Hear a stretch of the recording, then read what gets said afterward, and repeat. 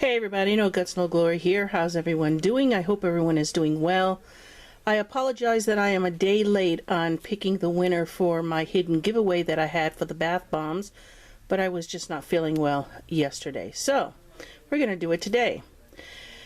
It was in a video labeled Jackpot, and at the very end of that video, I had said that if you needed to say Bomb Diggity in a comment on that video, and then I have 6 bath bombs for that winner that puts that in their comment. So we're going to go ahead and use YouTube random comment picker. So let me go ahead and put the URL of my video here and paste it right here. Okay, generate that.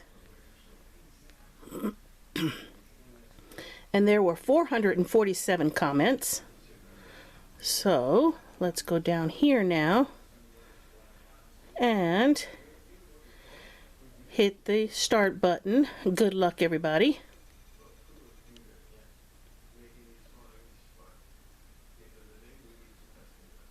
And the winner is Jennifer Ruiz.